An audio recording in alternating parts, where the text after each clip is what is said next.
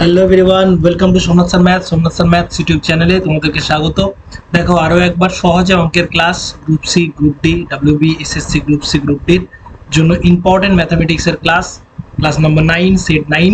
আমি চলে এসেছি আবারও 15টা অঙ্ক নিয়ে, খুব ইম্পর্টেন্ট 15টা অঙ্ক, যে এরকম টাইপের কোশ্চেন আসতে চলেছে। আমাদের মোটামুটি 10টার মতো সেট একটু একই রকমের লেভেলের থাকবে, তারপরে লেভেল আস্তে আস্তে আপ করবো আমরা, ঠিক আছে? কারণ আমরা এতদিন ধরে পড়াশোনার বাইরে অনেকেই, তো আমাদেরকে আগে বুঝতে হবে যে কি কি ধরনের অঙ্ক, সেই বেসিক ধরনের অঙ্কগুলোর উপর আমরা আগে আয়ত্ত আনবো, তারপরে অবশ্যই লেভেল আপ করবো।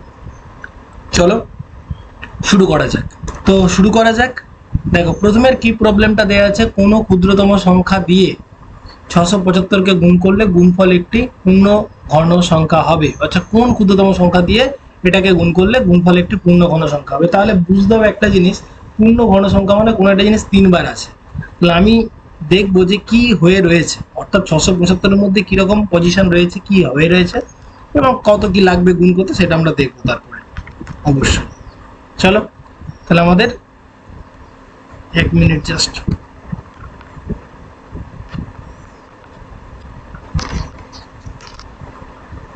তাহলে আমাদের সংখ্যাটা হচ্ছে 675। তাহলে 675কে আমরা প্রথমে 5 দিয়ে দেখলাম, 5 13 65, 5 5 25। আবার 5 দিয়ে করলে 5 2 10, 5 7, 27-এর মধ্যে দেখতে পাচ্ছি 3 9 3 3। তাহলে এই 675-এর মধ্যে কি আছে গো? 3 আছে 3বার, ঠিক আছে? 3 3বার আর 5 আছে 2বার। তাহলে যে কোনো জিনিস 3বার করে থাকতে হবে, ঠিক আছে? তো 5 2বার আছে, তাহলে এটাকে পূর্ণ ঘন হওয়ার জন্য আর একটা এখানে 5-এর প্রয়োজন পড়ছে, তাহলে পূর্ণ ঘন হয়ে যাবে।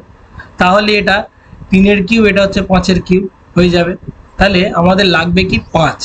ওকে, লাগবে কি 5, অপশন বি উত্তর হয়ে গেল, অপশন বি। পরের কোশ্চেনটা কি দেওয়া আছে, বলছে 91টা কমলা লেবু এবং 143টা আম কয়েকজন শিশুর মধ্যে সমানভাবে বিতরণ করা হলো, তাহলে সারা শিশুর সংখ্যা কত? তাহলে এমন একটা সংখ্যা যেটা 91কে ভাগ করেছে এবং 143কেও ভাগ করেছে। দেখো 91কে 11 দিয়ে ভাগ করা যায় না, ঠিক আছে? 7 13 91, 7 দিয়ে যায়, 13 দিয়ে যায় 91, 14 দিয়ে আবার 91 যায় না। আবার 143কে 13 দিয়ে ভাগ করা যায়, 11 হয়, কিন্তু 143কে 7 দিয়ে ভাগ করা যায় না, তাহলে এটাও বাদ। তাহলে অ্যান্সার রইল 13, ঠিক আছে? অর্থাৎ আমাদের বার করতে হবে 91 আর 143-এর অ্যাকচুয়ালি গসাগু, যেটা দুটোই সমানভাবে যায় আর কি, সেটাই আমরা মুখে মুখে করে ফেললাম। ওকে, নেক্সট পরেরটা বলছে 3টি সংখ্যা 1:2:4 অনুপাতে আছে, এদের গুণফল 125, তাহলে মাঝের সংখ্যাটি কত?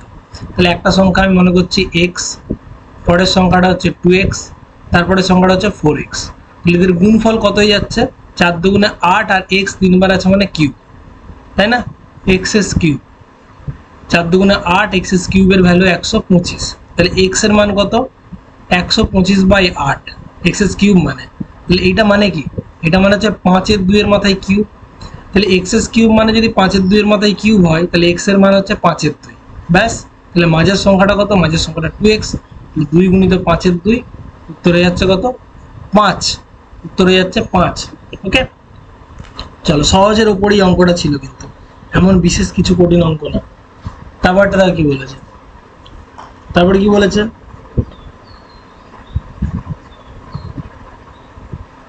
তারপরে বলা আছে কি, এখানে একটা সরল দেওয়া আছে, সরলটা আমি একটু ভালোভাবে লিখে দিচ্ছি। 8.73 গুণিত 8.73 গুণিত 8.73 প্লাস 4.27 ইন্টু 4.27 ইন্টু 4.27, এগুলো সব উপরে ছিল, আর নিচে আছে 8.73 ইন্টু 8.73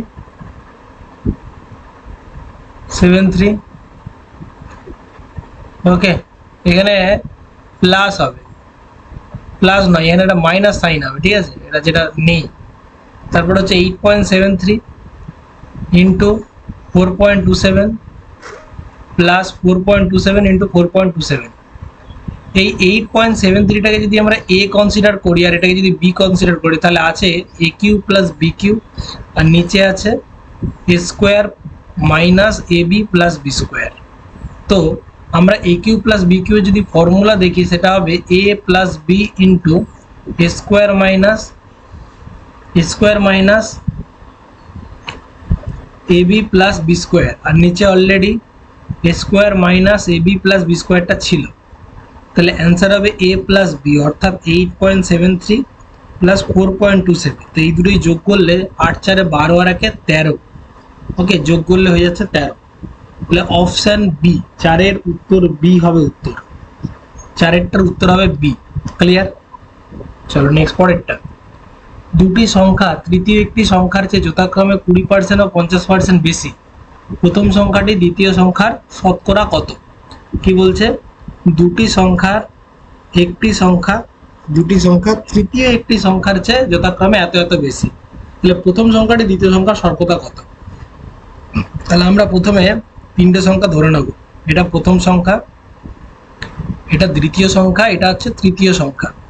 তাহলে প্রথম সংখ্যাটাকে আমরা বলে যে তৃতীয় সংখ্যার থেকে বেশি, তাহলে তৃতীয়টাকে আমরা ধরব। তাহলে তৃতীয়টাকে মনে করছি 100। তাহলে প্রথম সংখ্যাটা কত বেশি? প্রথম সংখ্যাটা 20% বেশি, তাহলে 100-তে 20 বেশি হলে 120, আর দ্বিতীয়টা 50% বেশি, তাহলে 100-তে 50 বেশি হলে এটা 150। তাহলে আগে বলছে প্রথম সংখ্যাটি দ্বিতীয় সংখ্যা শতকরা কত, তাহলে মানে এইটার শতকরা কত, অর্থাৎ 150-র মধ্যে কত আছে? 120। তাহলে 150-তে যদি 120 থাকে 100-তে কত, এটাই হচ্ছে জানতে চেয়েছে। হ্যাঁ, 150-তে যদি 120, 100-তে কত? তাহলে আমরা ক্যালকুলেশন করি, 5 দিয়ে করলে 5 3 5 2, আর এখানে 3 4 12 40, তাহলে ফাইনালি হয়ে যাচ্ছে 80%, তাই না? অপশন ডি হয়ে যাচ্ছে উত্তর, প্রথম সংখ্যাটি দ্বিতীয় সংখ্যাটার 80%, অর্থাৎ 150-র মধ্যে 120 কত পার্সেন্ট? 150-র 80% হচ্ছে 120। ওকে, চলো নেক্সট 6টা। একটি বস্তুর দাম 10% বাড়ানো হলো, পরে 10% কমানো হলো, বস্তুটির দাম কি হবে? 1% কমে যাবে। মনে রাখবে, কোনো জিনিস প্রথমে x% বেড়ে উপরের দিকে সিগন্যাল মানে বাড়ছে, আর পরে যদি x% কমে তাহলে ডাইরেক্ট ইম্প্যাক্ট x²/100% অলওয়েজ কমবে। তো সেটাই আমরা করেছি, 10^2/100 মানে 100/100, অর্থাৎ 1% কমবে, অলওয়েজ কমবে। ঠিক আছে, যত বাড়ছে তত যদি কমে আলটিমেটলি কমবে। 7-এর প্রশ্নটা কি দেয়া আছে? কোনো মূলধনের ওপর বার্ষিক 4% হারে 15 বছরের সরল সুদ ও 5% হারে 10 বছরের সরল সুদের অন্তর হচ্ছে 100 টাকা। তাহলে মূলধন কত? মূলধন মনে রাখবো 100%। মূলধন কত? সবসময় মনে রাখবো 100%। তাহলে 4 বছরে যখন 4% হারে 15 বছরের সুদ মনে রাখবো কত পার্সেন্ট? 60%। আর 5% হারে 10 বছরের সুদ হচ্ছে 50%। ঠিক আছে, তাহলে আমাদের ডিফারেন্স কত বলেছে এই সুদটা? তাহলে 4 বছরে 15% মানে 60%, আর 5 বছরে 5% করে 10 বছর মানে 50%। তাহলে এই দুটো ডিফারেন্সটাই বলেছে 100 টাকা।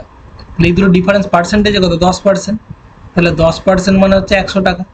তাহলে 1% মানে কত টাকা? 10 টাকা। তাহলে আমাদের প্রিন্সিপাল তো 100% মূলধন, তাহলে 100% মানে 100 গুণিত 10, অ্যান্সার হয়ে যাবে 1000 টাকা। খুব সহজে আমরা করে ফেললাম, 1000 টাকা, খুব সোজা। নেক্সট, দুটি সমান গ্লাসে যথাক্রমে 1/3 এবং 1/4 ভাগ দুধ আছে, গ্লাসটি দুটি জল দিয়ে ভর্তি করা হলো, ওকে, এবং একটি পাত্রে মিশ্রণ দুটি ঢালা হলো। বর্তমানে দুধ ও জলের অনুপাত কত? ওকে, বর্তমানে দুধ ও জলের অনুপাত কত? তাহলে দেখো, প্রথমের গ্লাসটা, এটা প্রথমের গ্লাসটায় 3 ভাগের 1 ভাগ ছিল দুধ, তাহলে জল কতটা ধরবে? যেটুকু বাকি ছিল, অর্থাৎ 2/3, হ্যাঁ কি না? অর্থাৎ প্রথমেরটায় দুধ আর জলের অনুপাত হচ্ছে এটা, বা আমি দুধ আর জল আলাদা আলাদা করেই রাখলাম। এটা প্রথম গ্লাসটা, দুধ ছিল এত, তাহলে বাকিটা জল ভরে দিয়েছি, তাহলে 3 ভাগের 1 ভাগ যদি দুধ থাকে, জল ভরে দিলে এত হয়ে যাবে, হ্যাঁ কি না? তারপরে দ্বিতীয়টা, সেকেন্ড গ্লাসটা, দুধ কত ছিল? 1/4, তাহলে 4 ভাগের 1 ভাগ যদি দুধ থাকে, তাহলে বাকিটা জল, 4 ভাগের 3 ভাগ। এবারে এই দুটোকে ঢেলে দিয়েছে, অর্থাৎ দুধ টোটাল কত হয়ে গেছে? 1/3 প্লাস 1/4, হ্যাঁ কি না? আর বাকিটা হয়ে গেছে জল, 2/3 প্লাস 3/4। তাহলে যোগ করে দাও, 3 4 12, 3 4 7, 7 12, আর এখানে 4 2 8, 8 আর 9 /12। ওকে, তাহলে 7/12 হ্যাঁ 17/12, তাহলে আলটিমেটলি 12 কেটে যাচ্ছে, 7:17 হয়ে যাচ্ছে আলটিমেটলি দুধ আর জলের অনুপাত। ঠিক আছে, 7:17, খুব ভালো অঙ্ক। আগে ছিল 1/3, তাহলে বাকিটা জল ভরে দিলে থাকবে 2/3 জল। 1/4 দুধ আছে, বাকিটা জল ভরে দিলে থাকবে জল 3/4 ভাগ। ওকে, নেক্সট পরেরটা, দুটি ব্যক্তির মাসিক বেতনের অনুপাত 2:3, এটা 2:3 হবে, এবং মাসিক খরচের অনুপাত দেয়া আছে 5:8। যদি প্রত্যেক মাসে কি করে 400 টাকা করে সঞ্চয় করতে হয়, তাহলে মাসিক বেতনের অনুপাত কত?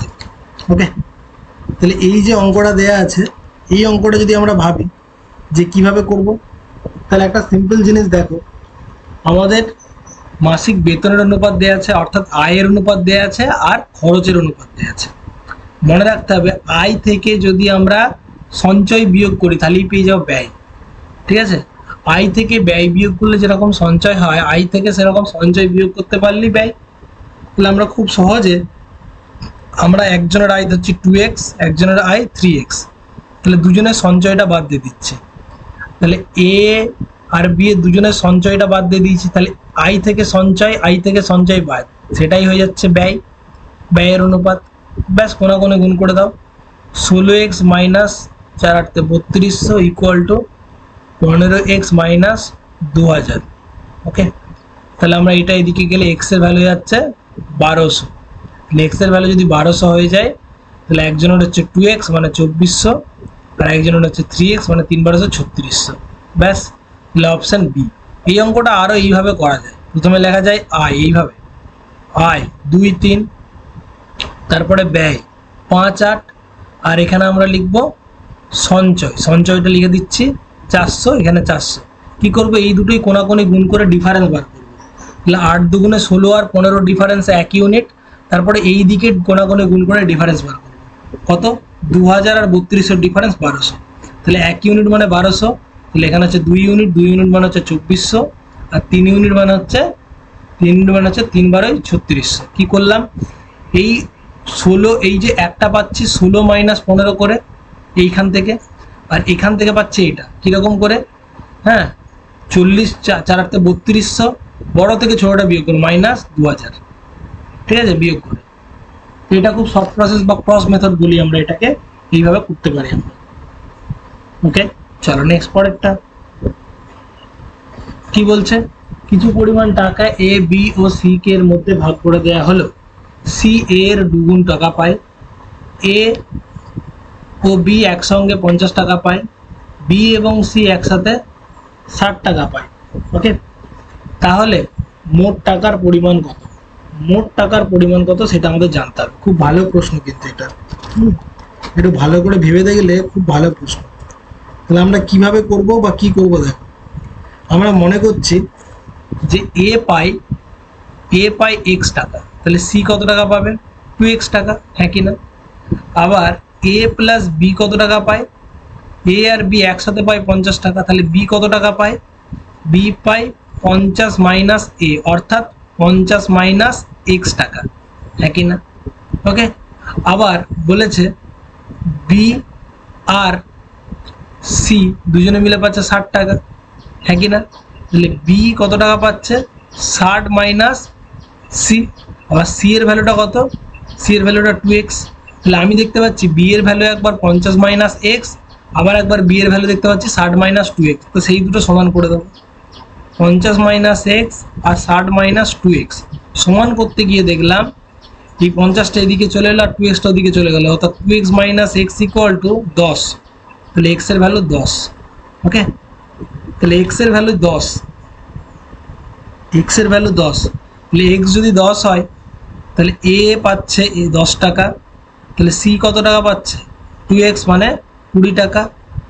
ঠিক আছে, আর তাহলে বি কত টাকা পাবে, বি হচ্ছে 50 মাইনাস 10 বা 40 টাকা। তাহলে তিনজনে একত্রে কত টাকা পাচ্ছে, এ প্লাস বি প্লাস সি, তাহলে কত 40 প্লাস, আচ্ছা 10 প্লাস 20 প্লাস 40, 10 প্লাস 20 প্লাস 40 অর্থাৎ 70 টাকা। তাহলে টোটাল কত টাকা পাচ্ছে, 70 টাকা। মোট কত টাকা? 70 টাকা। ওকে, ভালো প্রশ্ন কিন্তু। চলো নেক্সট। এ এর বেতন বি এর থেকে 10% বেশি, বি এর বেতন এ এর থেকে শতকরা কত কম? ব্যাস, খুব সোজা। তাহলে আমরা দেখতে পাচ্ছি এ এর বেতন আর এখানে বি এর বেতন। এ এর বেতনটা বি এর থেকে 10% বেশি। 10% মানে কত? 100তে 10 বেশি, ঠিক আছে? তাহলে বি এর বেতন যদি 100 হয়, তাহলে এর থেকে 10 বেশি মানে 110। আবার বি এর বেতন এ এর চেয়ে কত কম, শতকরা কত কম জানতে চেয়েছে। তাহলে বি এর বেতন এ এর চেয়ে কত কম? 110-এর থেকে কত কম? 10 কম। তাহলে আমি দেখতে পাচ্ছি এর বেতনটার থেকে বি এর বেতনটা 110-এ 10 কম, তাহলে 100-তে কত কম? ওকে, তাহলে কত যাচ্ছে? কাটাকাটি করে দাও। তাহলে 100/11, অর্থাৎ 9.1-11%। অপশন বি হয়ে যাচ্ছে উত্তর। ওকে, অপশন বি হয়ে যাচ্ছে উত্তর। নেক্সট পরেরটা, ক্রমান্বয়ে 20% এবং 15% সমতুল্য ছাড় এককভাবে কত? যখন 20% এবং 15% ছাড়ের সমন্বয় হবে, তাহলে মনে রাখবে প্রথমে যদি x% ছাড় দেওয়া হয়, তারপরে যদি y% ছাড় দেওয়া হয়, তাহলে ডাইরেক্ট এদের সমতুল্য বলে একটা সূত্র আছে, -x -y -y plus xy/100%। ওকে, তাহলে প্রথমে -20, তারপরে -15, -1 প্লাস 20 গুণিত 15/100, এত পার্সেন্ট। ওকে, তাহলে কত যাচ্ছে? -35 প্লাস এখানে 5, এখানে 3 প্লাস 3, অর্থাৎ -32%। এই মাইনাসটা ছাড়কে বোঝায়, ঠিক আছে? তাহলে অ্যান্সার যাচ্ছে 32%। এটা এইভাবেও করা যায়, আরও অন্যান্য অনেক পদ্ধতি রয়েছে, সেইভাবেও করা যায় আর কি, ঠিক আছে?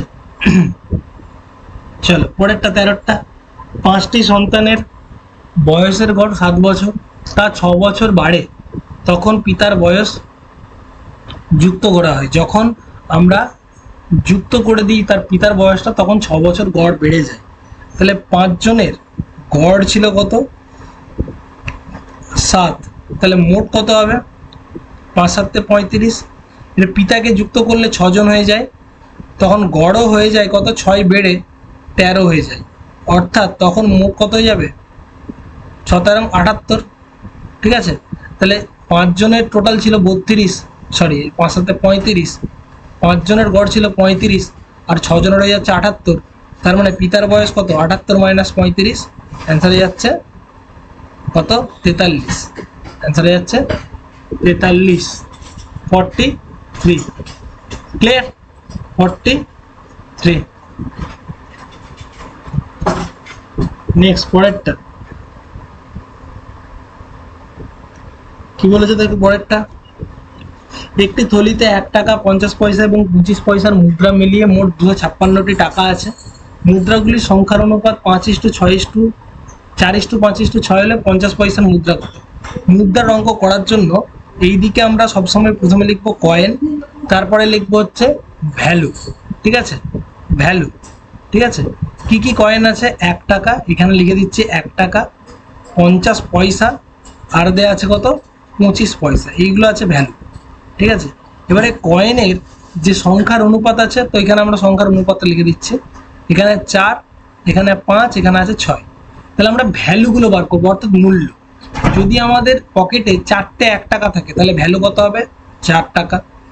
যদি 5টা 50 পয়সা থাকে, তাহলে কত হবে? 2.5 টাকা।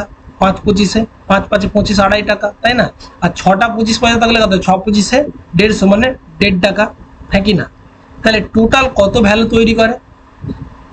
4টে 1 টাকা, 5টা 50 পয়সা, 6টা 25 পয়সা, মানে টোটাল ভ্যালু তৈরি করে কত? 50 50 1, 2.5 টাকা আর 4 টাকা 4 টাকা 4 টাকা 8 টাকা, তাহলে 8 টাকা ভ্যালু তৈরি করে, বা 8 ইউনিট ভ্যালু তৈরি করে। তাহলে এখানে টোটাল কত টাকা আছে? 256। তাহলে 8 মানেই 256। ওকে, তাহলে 1 ইউনিট মানে কত হবে? 3 8 24, 8 2 16, 32। তাহলে 8 ইউনিট মানে যদি 256 হয়, 1 ইউনিট মানে 32। তাহলে 50 পয়সার মুদ্রা কতগুলো আছে? 50 পয়সার মুদ্রা আছে 5 ইউনিট। তাহলে 5 ইউনিটের ভ্যালু হয়ে যাবে কত? 32 গুণিত 5, অ্যান্সার হয়ে যাচ্ছে 160। ওকে, অ্যান্সার হয়ে যাচ্ছে 160। ক্লিয়ার? 160 হয়ে যাচ্ছে উত্তর।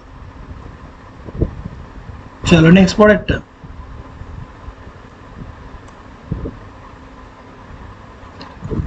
এ ও বি এর বর্তমান বয়সের যোগফল 55 বছর। ওকে, 10 বছর আগে তাদের বয়সের অনুপাত ছিল 4:3। এর বর্তমান বয়স কত?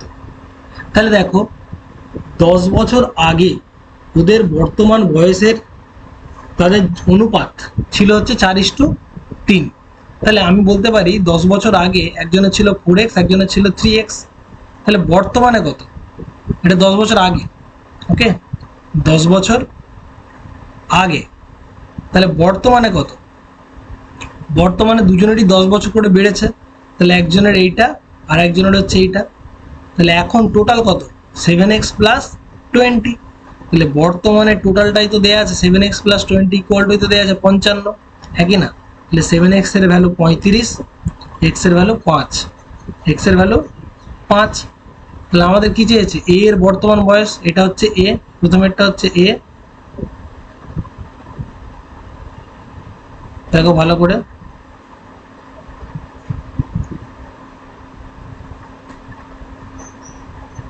এটা হচ্ছে এ আর এটা হচ্ছে বি, তাই না? তাহলে এ এর বর্তমান বয়স কত? 4x plus 10। তাহলে 4 5 20 প্লাস 10, অ্যান্সার হয়ে যাচ্ছে 30। তাহলে এ এর বর্তমান বয়স 30।